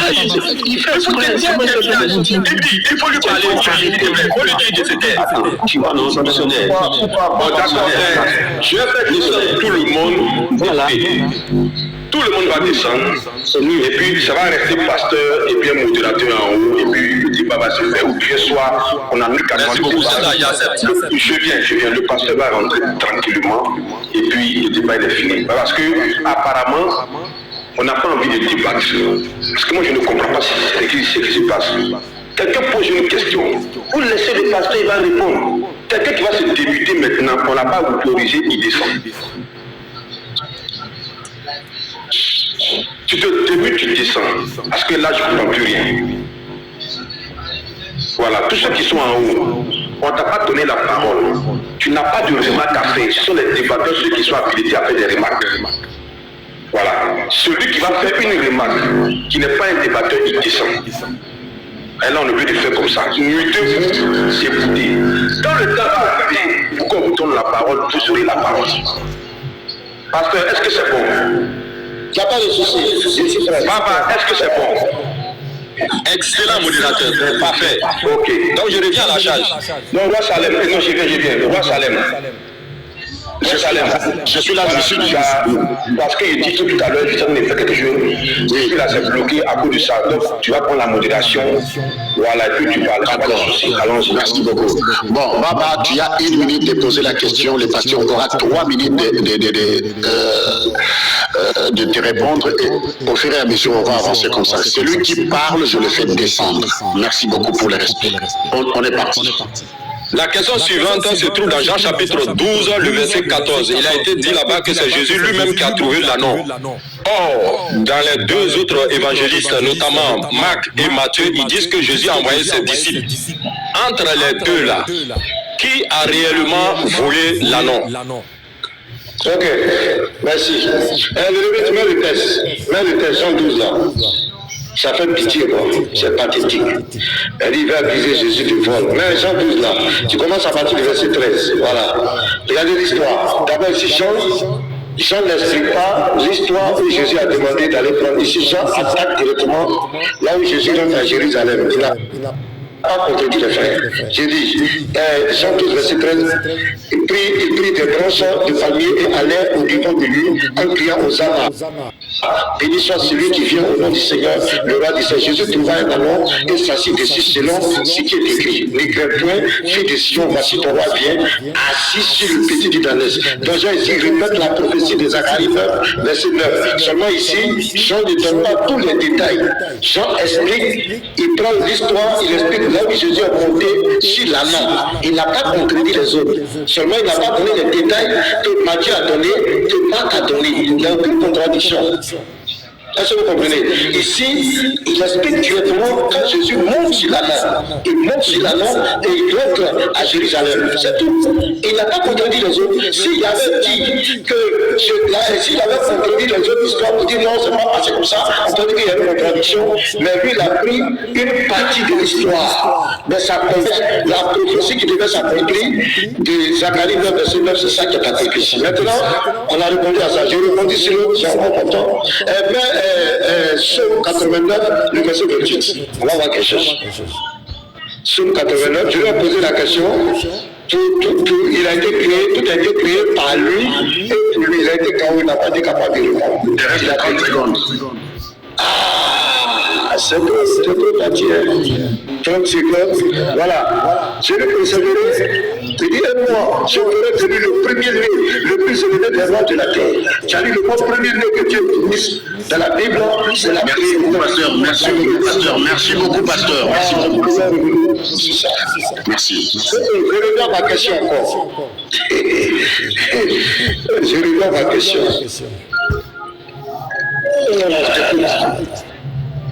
Voilà, on peut lancer le chrono. Moi-même, j'ai calculé, je ne t'inquiète pas. Pose la question. Mets le verset. Chose qu'on appelle la Colossiens 1, verset 15 à 16. Mets le verset. Vas-y vite. Voilà. Je vais poser ma question encore devant tout le monde. Tu ne vas pas fuir ici. Voilà. Il est l'image de Dieu invisible, le premier de toute la création. Ça passe bien de Jésus-Christ ici. Car en lui ont été créées toutes les choses qui sont dans les cieux et sur la terre, les visibles et les invisibles, toute dignité, domination, autorité. Tout a été créé par Jésus, par lui, et pour lui. Je dis en français le mot. Tout a été créé par lui. Et pour lui là, ça veut dire quoi en français ce que je dis? Tout a été créé par lui et pour lui. Merci beaucoup, pasteur Ménard. Papa, oui, papa, il est 50 à 55, je prends la parole. Merci. Ok, au risque de me répéter, j'ai déjà répondu à sa question, mais on voit bien que voilà, il n'a pas, il se sent fâché. Modérateur, est-ce que comme je n'ai pas d'éléments à ma possession, est-ce qu'on peut faire recours à celui, comment on appelle ça, à Lévite pour qu'il puisse nous mettre l'écran? Parce que moi aussi j'ai un verset à lui montrer pour que tout le monde voit. Je te donne, je te bloque, hein, je te donne. Il dit Koulibaly est là. Mettez, il dit Koulibaly en grand. Non, Lévite, c'est moi qui te demande, frère, s'il te plaît. Pour gagner du temps. Mettez, il dit Koulibaly en grand. Je n'ai pas la maîtrise de ça, s'il te plaît. Si tu peux le faire, s'il te plaît. S'il te plaît. Moi, je suis là pour le pasteur, hein. Je suis là pour le pasteur. C'est pas papa. Tu veux qu'on lise quelle écriture, papa? Ça se trouve dans Job. Job chapitre 40, à partir du verset 15. Le verset 19. Le verset 19. Tu lis ça pour qu'on gagne en temps. Job chapitre 40.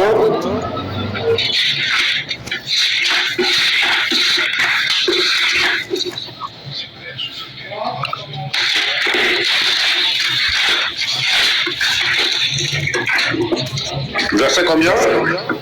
Le verset 19, si tu peux le lire pour nous. Est-ce à partir duquel vous descendez, mais je veux le verset 19. Est-ce à force ou ouverte qu'on pourra les saisir? Est-ce au moyen des filets qu'on lui percera les nez? Prends-tu le crocodile à la maison? Saisiras-tu sa langue avec une corde? C'est ça.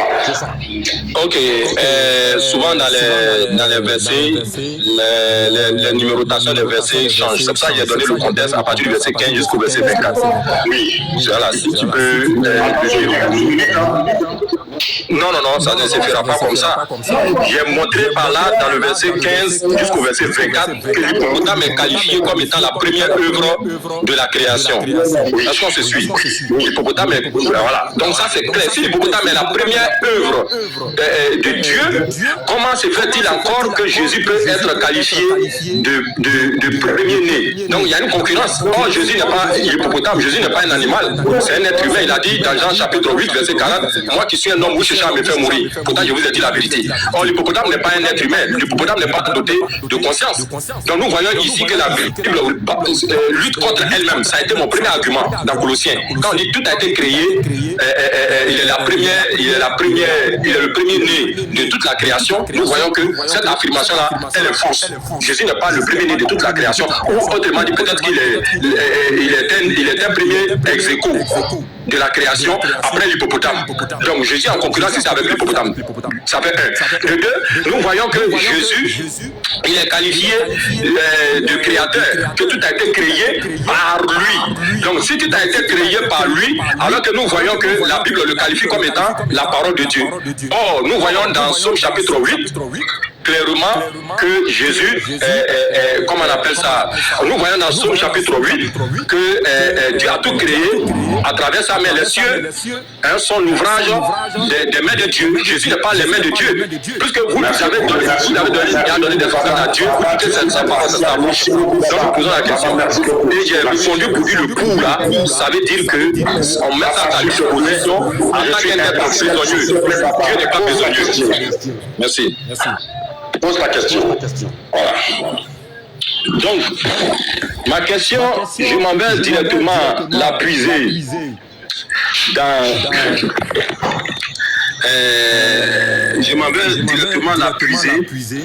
dans le même passage de vol là.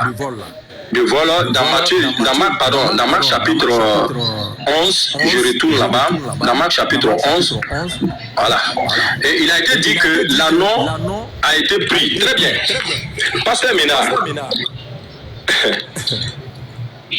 à quoi devait servir, outre, bien évidemment, pour s'asseoir sur le dos de l'anneau, quel est le rôle, n'est-ce pas, de l'anneau dans la compréhension de la soi-disant royauté de Jésus, vu qu'il n'a jamais été roi? Voilà ma question. Quel est le rôle de cet anneau voulu dans la compréhension de la royauté de Jésus, étant donné qu'il n'a jamais été roi? D'accord, merci. Pasteur Ménard, il est 12h57, merci. Pasteur Ménard, à vous la parole. Vraiment, c'est pas facile. Hein. C'est vraiment pas facile. Donc, Jésus le plus voleur, on pose des questions qui nous disent que. Voilà. La prophétie de Zacharie 9, verset 9, voilà, tu réponds clairement. On va lire ça. C'est pas possible. Je n'ai jamais vu un tel jour. Zacharie 9, soit transporté dans les belles filles de Sion, pousse des cris de joie, fille de Jérusalem, voici ton roi vient à toi. Il est juste et victorieux, il est humble et monté sur un âne, le petit d'une ânesse. Donc la Bible proclame ici que Jésus est le roi. On va prendre Luc 1, il faut prendre Luc 1, même Luc 1, il va voir que Jésus, Luc 1, à partir du verset 32 à 35. Luc 1, verset 32. On va voir un peu. Voilà. Il sera grand. On va prendre le verset 31. Dis le verset 31 plutôt. Et voici, tu deviendras enceinte et tu enfanteras un fils et tu lui donneras le nom de Jésus. Il sera grand et sera appelé fils du Très-Haut et le Seigneur Dieu lui donnera. Le Seigneur, voilà, le Seigneur Dieu lui donnera le trône de Dieu de David son père. Il régnera sur la maison de Jacob éternellement et son règne n'ira point de fait. Est-ce que tu as compris? Jésus doit régner, il est le roi des rois. Et dans plusieurs versets de la Bible, il est le roi des rois, il est le Seigneur des seigneurs. Donc l'amant, il devait monter sur l'amant pour rentrer à Jérusalem.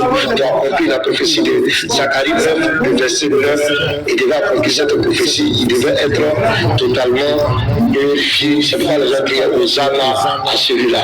Donc l'amant a servi de mon Dieu, c'est ça qu'il devait rentrer pour rentrer à Jérusalem, le rôle de l'amant. Ça c'est tout ça a servi. Je crois que c'est clair. La réponse est claire. Et maintenant, si j'ai encore du temps, le psaume 89, verset 28, je vais apprendre la baba, le thème premier-né. David, dans le psaume 89, 28, David est présenté comme le premier-né. Mais tu dois comprendre que David était le plus petit de sa famille. Donc, premier-né ici, ça montre la prééminence, la prédominance. Donc, quand Jésus rentre dans sa création, il devient premier en tout. C'est pas dans Colossiens 1, le verset 18, on dit parmi les morts, quand il rentre chez les morts, il est le premier-né. Ça dit que parmi les, il est tout le premier-né. Pasteur, je vais passer le temps. Merci. Bon, merci. S'il vous plaît, tant que modérateur, attendez s'il vous plaît. Attendez. Pasteur, maintenant s'il vous plaît. Parce que là, nous risquons d'aller très loin hors sujet. Non, c'est à moi de poser ma question. C'est ma dernière question à poser. D'accord. Celui qui a commencé, c'est ma dernière question. Je vais lire. Voilà, donc C'est pas la dernière question, hein? Voilà, je précise. Voilà, ma question, Marc 11, verset 5 et suite. Quelques-uns de ceux qui étaient là leur dit, que faites-vous? Pourquoi détachez-vous cet amour? Il répondit, comme Jésus l'avait dit, et on les laissa aller. Là-bas, ici, dans ce verset-là, pourquoi les gens ont laissé l'amant être pris? Qu'est-ce qu'ils ont entendu? Pourquoi ils ont laissé? Pourquoi ils n'ont pas crié au voleur?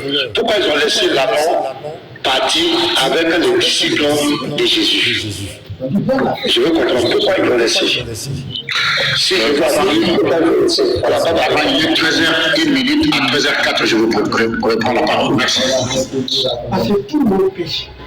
C'est ça qu'on appelle l'autogol. Il ne fallait pas poser cette question.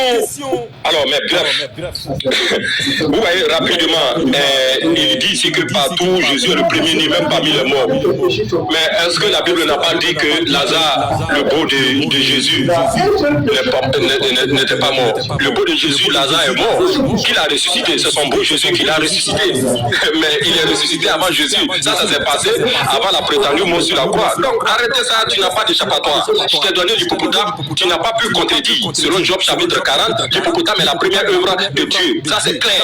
Donc ça rentre en contradiction avec la partie qui dit que Jésus, tout a été créé par lui. Et encore par Psaume chapitre 8, où on nous dit que les cieux sont les ouvrages des mains de Jésus, des mains de Dieu, alors que Jésus, comment on appelle ça, alors que Jésus, vous le qualifiez comme étant la parole de Dieu. Voilà, donc vous avez donné une bouche à Dieu, mais il faut qu'on trouve l'identité de la personne qui incarne les mains de Dieu. Donc Jésus n'est pas les mains de Dieu, Jésus est la bouche de Dieu. Donc on voit qu'il n'a pas tout créé. Bref, quand on continue, il m'amène encore à donner, il dit même ceux qui étaient là, pourquoi ils l'ont laissé partir. Mais on voit ça dans Matthieu chapitre 12. Quand Jésus est passé dans les épis avec ses disciples, les gens ont voulu poser plainte. On dit comment il entra dans la maison de Dieu. Il dit ça pour se justifier. On dit voici, les gens se plaignent à Jésus, les pharisiens voyant cela, voici tes disciples font ce qui n'est pas permis de faire pendant le sabbat. Mais pourquoi ils ont laissé Jésus? Ils ont laissé Jésus parce que Jésus encore une fois a dit quoi? Que celui qui n'a pas d'épée aille s'en acheter. Et c'est ce qui s'est passé lorsqu'on a voulu arrêter Jésus. Ils en ont fait usage. Ils ont coupé l'oreille du serviteur du souverain sacrificateur. Donc tout le monde avait l'information que Jésus était armé et ils en ont fait usage. Et donc le plan B qui a été donné dans Marc chapitre 11, les gens ont eu peur de subir ce qui allait se passer. Parce qu'il faut le dire ainsi, Jésus, selon la Bible, agissait sans rendre compte à quelqu'un. Hein, on a vu qu'il a jeté les démons dans les troupeaux des cultivateurs, des paysans. Dans plus de 2000 quêtes sont rentrés dans les pousseaux, là sont rentrés. Qui a dédommagé ce monsieur? Non.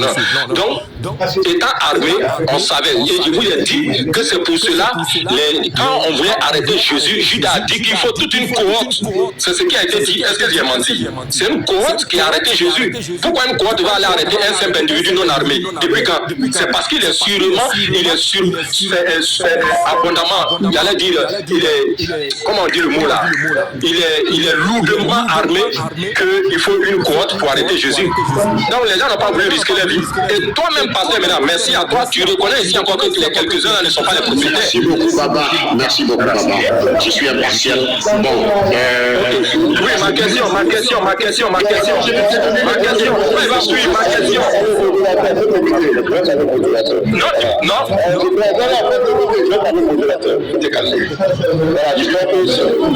C'est un débat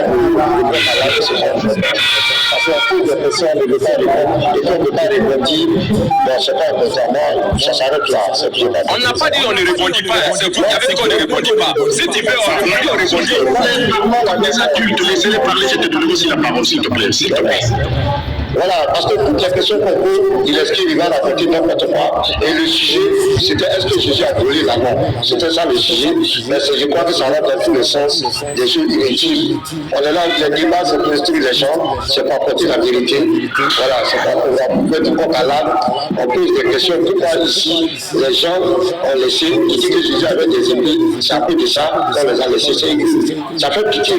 Donc moi, ce genre de débat-là, ça me donne des migraines. Donc je m'arrête là. Je crois qu'on a échangé, on a eu trois questions. Ça s'arrête là, il faut continuer avec les questions. Moi je m'arrête là. Merci. Non, j'ai mon temps aussi, non? Il peut parler. Ouais, je te donne 10 minutes aussi. D'accord, allez-y. Ok, merci beaucoup. Vous voyez, il pleure, comme quoi il m'a posé des questions auxquelles je n'ai pas répondu. Tu me dis pourquoi les gens ont laissé Jésus partir. Je t'ai dit que selon la Bible, Luc chapitre 22, à partir du verset 35 ou descendre, il est clairement fait mention que les disciples de Jésus avaient des épées. La preuve, quand Jésus a demandé de faire l'inventaire des armes, il a vu que qu'il n'en avait pas. C'est ceux qui sont venus avec, il a dit les deux là suffisent pour compléter le nombre qui était là. Et Judas faisait partie des disciples de Jésus. Et c'est lui qui rapporte l'information au sacrificateur comme quoi Jésus est armé. Et donc s'il va falloir l'arrêter, il faut toute une cohorte. C'est moi qui ai dit ça. Est-ce que le mot cohorte là n'est pas mentionné dans ta Bible selon Jean? C'est une cohorte qui a arrêté Jésus. Et donc, quand on revient, puis il dit que oui, il ne répond pas à la chose là, on a montré clairement que le vol était l'association frauduleuse du bien appartenant à autrui. Le bien qui a été associé, c'est l'anneau. L'anneau n'était pas la propriété de Jésus. Et pour contourner ça, Israël s'est limité pour dire que oui, tout appartient à Jésus quand on lit. Mais si tout appartient à Jésus, pourquoi Jésus travaillait pour avoir son père? Pourquoi alors, est-ce que moi, par exemple, je peux travailler pour ma maison, je peux me payer quand je construis ma propre maison? Non. Mais pourtant, Jésus était charpentier. Il travaillait. Les saisons pluvieuses, c'est lui qui arrangeait les toits des gens. C'est dans la Bible. Et donc, comment Jésus se nourrissait? Jésus se nourrissait à la sueur de son front. Si tout lui appartient, pourquoi alors il ne rentrait pas chez les gens pour aller dormir là-bas? Pourquoi Jésus respectait la propriété privée des gens? Si tout lui appartient. Si moi je rentre sur moi, j'ai un compte à rendre à quelqu'un. Si moi je rentre dans ma maison, que j'ai un compte à rendre à quelqu'un, arrêtez de vous cacher derrière des balles. Monsieur Baba, je suis très partiel à tout le monde. Merci beaucoup, Monsieur Baba. Alors, vous savez, quand nous venons dans des débats comme ça, nous devons apporter quand même l'éclaircissement à ceux qui écoutent en bas. Ils doivent prendre des références pour aller eux-mêmes méditer sur ce qui a été dit. Bon.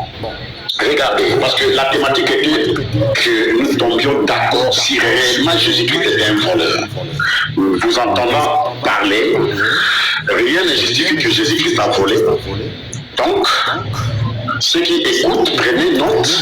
Moi, étant que modérateur, je vais simplement lire l'écriture, je ne vais même pas expliquer. Dans Matthieu chapitre 21, le premier verset jusqu'au 5e verset.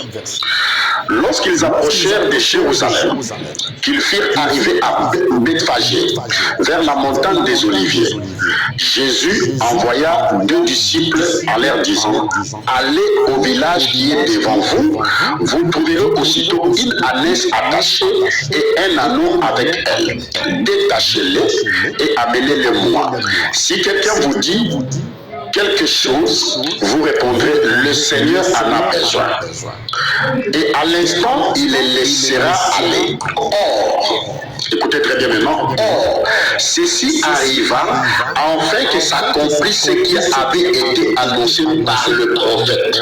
Donc, on fait référence de Zacharie 9:9. Dites à la fille de Sion: voici ton roi vient à toi, plein de douceur, et monté sur un âne, sur un anneau, le petit d'une ânesse. Donc ici, Jésus-Christ montant sur un anneau, bien sur un âne, il était en train d'accomplir une prophétie qui a été donnée 800 ans avant qu'il ne vienne sur la terre.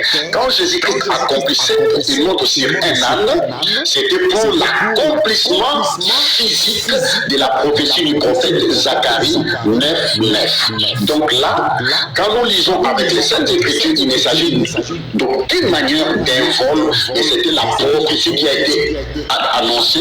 Tu viens de faire ta qualité de modérateur. C'est vrai qu'il avait jeté l'éponge pour dire que tout acolyte pouvait rentrer dans l'arène.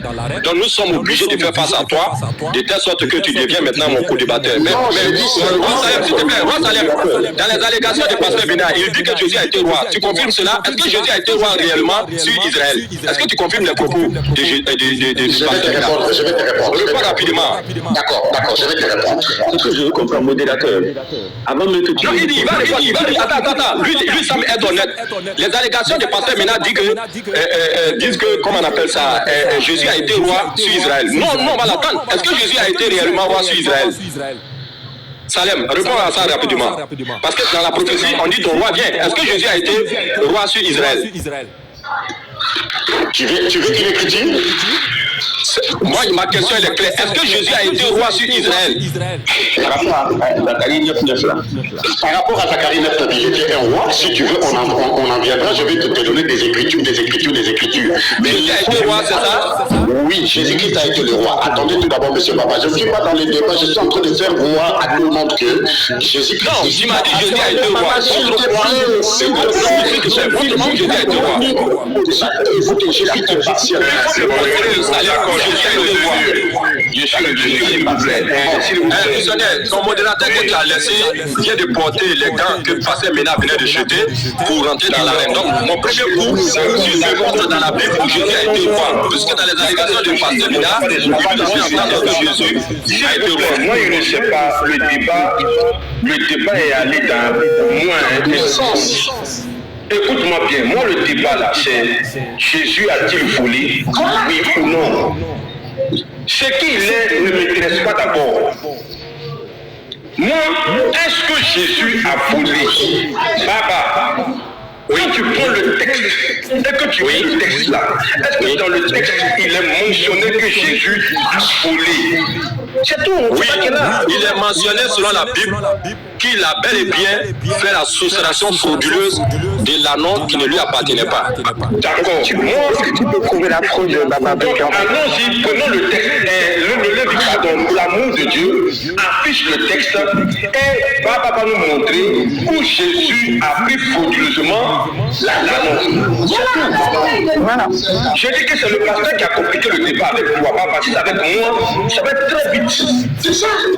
Moi, là, je ne vais pas aller dans l'affaire de Jésus, c'est pour lui la terre. Non, tu le connais, c'est que pasteur Ménard a été laminé. Merci à toi. Non, au contraire, si il lève le niveau avec toi, alors que le niveau ne devait pas être comme ça. C'est tout. On prend le texte, Baba, Marc chapitre 11, révisons le texte et montre-moi le vol. Voilà. Ok, nous voyons que le missionnaire veut faire face, mais c'est normal. Il vient au sauvetage du pasteur Ménard. Je ne viens mais la tâche va être menée par moi. Missionnaire, attends, un instant, tu m'as déjà donné la parole, à moins que tu me l'as redit. Donc la danse va être menée par moi. On va faire une démonstration simple. Allons-y dans Matthieu chapitre 21, s'il te plaît. Je vais dans aucun Matthieu 21, je dis ce texte qui est là. Mais est-ce que c'est pas ta Bible, s'il te plaît? Allons-y dans Matthieu chapitre 21. Je fais ma démonstration, tu m'as posé la question. Je ne vais nulle part. Marc chapitre 11. Mais ce n'est pas dans Il faut lui parler, il faut parler à missionnaire. Baba, tu dois prouver la fraude. Est-ce que tu sais ce que ça veut dire? Je m'apprête à faire. On a dans Matthieu chapitre 21. Soyons honnêtes. Lui, il vous dit ça se trouve là-bas, vous dites non, ça se trouve ailleurs. Attends. C'est dans Matthieu 21 que Jésus a volé. Allons là-bas. Allons dans Matthieu 21. Voilà. Il n'y a pas que. Je suis en train de faire une démonstration. On va utiliser 3 passages. On va utiliser Matthieu, on va utiliser Marc et on va utiliser le vol par une démonstration. On démontre le vol par des faits. Oui, mais je sais pas. Je suis désolé, on ne démontre pas un vol. On montre les faits. C'est Matthieu qui est beau. C'est de ça que j'ai parlé. Allons dans les faits. Matthieu 21. Allons-y, Matthieu chapitre 21. À partir du verset 1er. D'accord. À partir du verset 1er. Voilà. Lorsqu'il s'approchait de Jérusalem et qu'il fut arrivé à Bethphagée, vers la montagne des Oliviers, Jésus envoya 2 disciples en leur disant: allez au village qui est devant vous. Vous trouverez aussitôt une ânesse attachée et un anneau avec elle. Détachez-les et amenez-les moi. Si quelqu'un vous dit quelque chose, vous répondez: le Seigneur en a besoin. Et à l'instant, il laissera aller. Or, ceci est arrivé afin que s'accomplisse ce qui avait été annoncé par le prophète. Dites à la fille de Sion: voici son roi. Ton roi vient à toi, plein de douceur, et monté sur un anon, le petit d'une ânesse. On poursuit. Les disciples allèrent et firent ce que Jésus leur avait ordonné. Ils amenèrent l'ânesse et l'anon, mis sur eux leurs vêtements et le firent asseoir dessus. On continue? Ok, c'est bon ici. Ok, allons-y. En résumé, missionnaire, dans ce passage-là, l'ordre qui a été donné, missionnaire, s'il te plaît, ça concerne combien d'animaux? Ce n'est pas ça mon problème. L'ordre qui a été donné par Jésus, là, ça concerne qui et qui? Papa, pourquoi il faut être sérieux? Papa, tu es sérieux. Est-ce que Jésus a dit allez voler? Eh Seigneur, il y a un ordre qui est donné. Quand tu as déjà vu Pablo Escobar dire allez-y, fais ça. C'est un ordre qui donne d'abord. Dans l'ordre là, il dit détachez-les. Dans détachez-les là, il y a combien? Est-ce que c'est détachez-le ou c'est détachez-les? S'il te plaît, je t'en supplie. Vous pouvez me laisser. Il a dit, il veut en savoir, il partage aussi la foi de Ménard, même si il nous dit officiellement qu'il ne croit pas que Jésus soit le créateur. Mais moi, j'ai déjà dit que tous les chrétiens sont dans le même panier. Baba, s'il te plaît, Baba, on on a près de 500 personnes qui nous écoutent. Il faut que tu sois sérieux. Mais il ne faut pas faire commencer à la manifestation de la Moi, je m'en fous de détacher d'air ou pas. Est-ce que Jésus a frauduleusement pris l'anneau? Est-ce qu'on te demande? J'ai dit oui. J'ai dit, voilà, je montre. L'ordre a été donné dans Matthieu chapitre 21, allez au village. Il parle à qui? À 2 de ses disciples. Non, pas à ses disciples, à 2, il faut qu'on soit clair, à 2 de ses disciples. Parce qu'en droit, la responsabilité pénale est individuelle. Donc, pas à ses disciples, mais à 2 de ses disciples. Ok? Donc, il faut qu'on isole. Même si leur identité n'a pas été donnée, nous voyons qu'on ne peut pas aller ramasser tous les 12 disciples là pour dire que vous êtes coupable de cette violation-là. Ça fait à 2 de ces disciples. Il dit, allez au village. Et c'est ce que nous voyons dans la stratégie militaire. C'est que vous ne verrez pas un soldat se pavaner seul dans la rue. Si vous voyez un soldat en mission, il est toujours accompagné. Ça, c'est la règle. Donc, si vous voyez un gendarme, s'il vous plaît, je suis dans ma démonstration. Si vous voyez un gendarme, vous allez voir un autre gendarme. Si vous voyez un seul gendarme, c'est qu'il n'est pas en mission. Sinon, si la mission est réelle, il doit être toujours accompagné. Donc, ici, il a envoyé 2. Ça fait 1. De 2, on continue. Il dit, vous trouverez aussitôt une ânesse attachée. Donc, Jésus dit dans Matthieu, ânesse attachée, virgule, et un anneau avec elle. Un anneau avec elle. Donc, le petit, n'est-ce pas, de l'ânesse. Ok.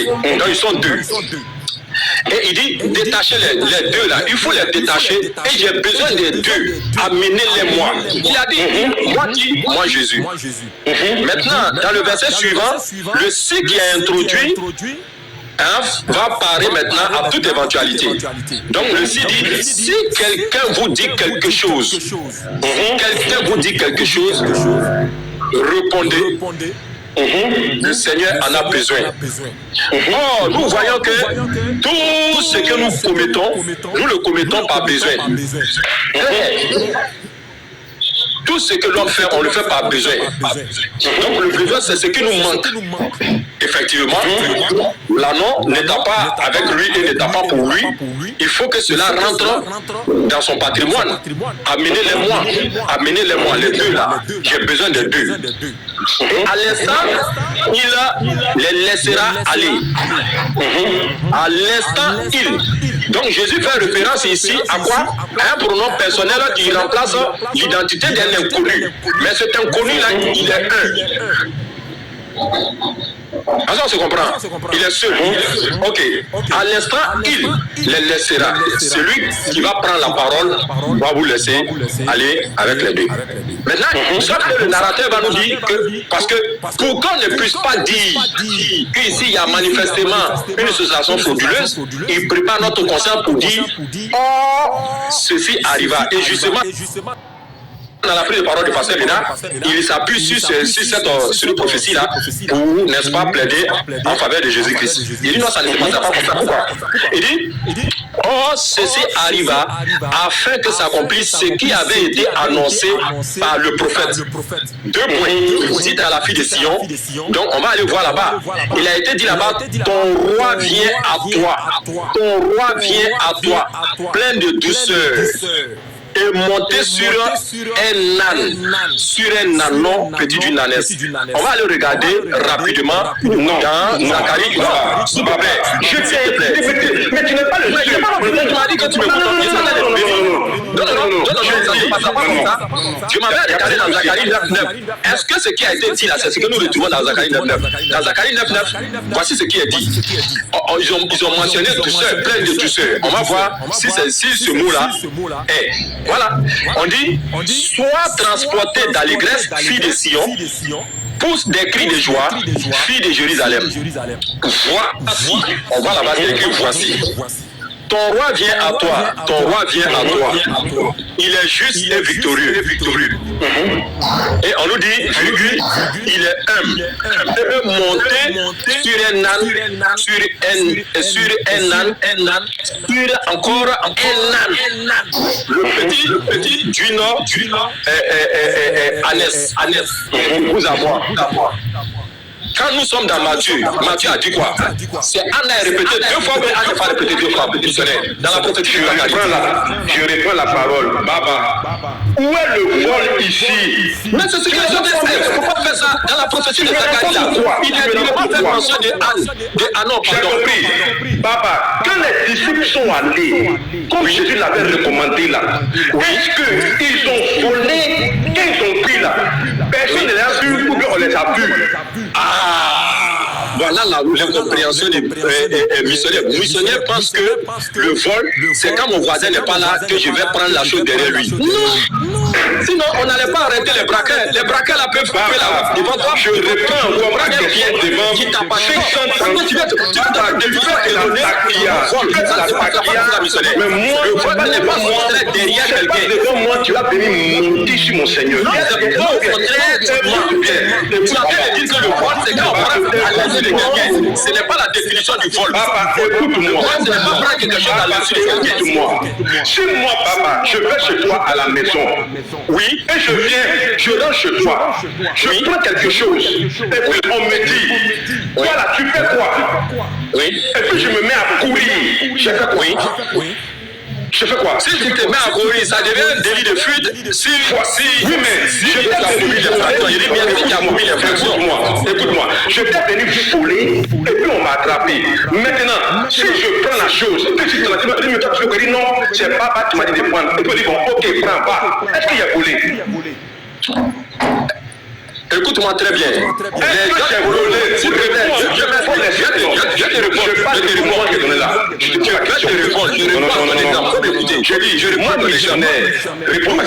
Nous voyons que les bandes mafieuses, les bandes organisées, lorsqu'elles envoient leurs émissaires sur le terrain et qu'il y a des personnes qui résistent, n'est-ce pas, à leur cotisation, elles peuvent demander qui vous a envoyé. On va nous dire par exemple que c'est Aboubakar Choko qui nous a envoyé.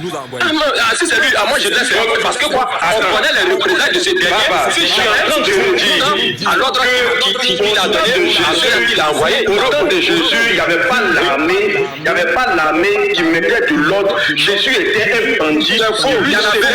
Mais écoute-moi s'il te plaît. Jésus était un bandit qui semait la terreur dans toutes les régions où il partait. Il semait tellement la terreur que quand lui il vient, quand il dit je vais prendre quelque chose, tout le monde a peur. C'est ce que tu vas nous dire. Ok, sinon, comment tu justifies que si Jésus était désarmé, pourquoi toute une cohorte est partie l'arrêter? D'accord. C'est quoi le Non, je viens. Non, Jésus était inoffensif. Pourquoi toute une cohorte est partie l'arrêter? Écoute-moi répondre. Écoute-moi, moi je te réponds. Moi je te réponds. Écoute-moi bien. Même aujourd'hui, là, à notre époque, même quand les policiers viennent attraper un homme là, ils ne viennent pas seuls. Ils vont venir à 4 ou à 10 pour attraper la personne. Une cohorte, ça ne commence pas par 2 personnes. Mais à leur époque, c'était le fonctionnement. Ah non, on dit une cohorte. Mais c'est pas une cohorte. Papa n'est pas sûr.